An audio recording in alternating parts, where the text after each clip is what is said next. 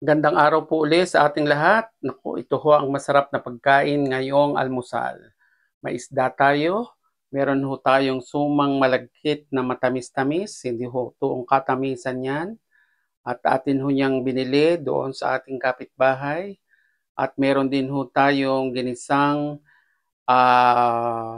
patola na meron po tayong naupo, hindi po pala patola yan, na mayroong manok at ang atin pong kanin na meron po tayong halo-halong gulay dyan. So masarap po ang ating almusal ngayong araw na ito. Kain na kayo. Habang may panlasa pa, abay tayo ay kumain na. Sabi nga ng aking mama, abay pag may panlasa pa, abay kakain ng ayos. At kung walang panlasa, naku po, delikado. Baka dextrose na ang kasunod. Kaya tayo ho, kung may panlasa tayo, kumain tayo ng maayos at higit sa lahat, kumain ho tayo sa oras.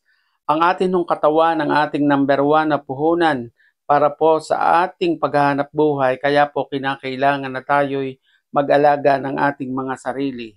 Higit po sa lahat, kumain ng isda, gulay, yun hong karne, paminsan-minsan na lang ho tayo, lalo na ho kung tayo ay mga senior na. Kinakailangan ho na ingatan natin ang ating katawan. Bukod pa ho doon, ang kalusugan ang siyang number 1 at ngayon pong panahon na ito, mahirap ho talagang magkasakit dahil mahal ang bayad ho sa ospital. Kaya po alalahanin ho natin ang pag-iingat ng ating sarili. Una, nagsisimula sa ating tamang pagkain at higit sa lahat, tayo ay manalangin sa Panginoon na palakasin pa ang ating buhay.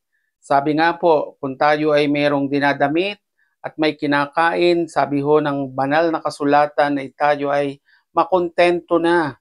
Sa panahon ho ngayon, dapat ho yung contentment natin, hindi na ho sa pagandahan ng bahay, hindi na ho sa palakihan ng inipon sa bangko, kung hindi pasayahan na ito para sa Panginoon. Dapat maging masaya tayo araw-araw sapagkat hindi natin nalalaman ang bukas na darating.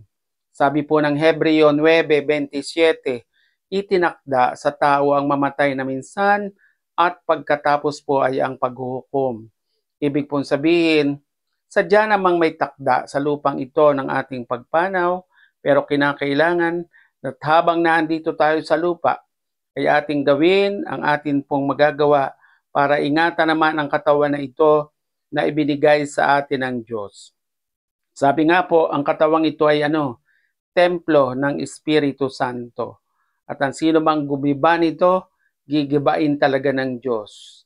Ibig sabihin, kung sinasadya nating tayo'y magkasakit, ay talagang magkakasakit ho tayo at hahantong ho tayo sa hindi mabuti.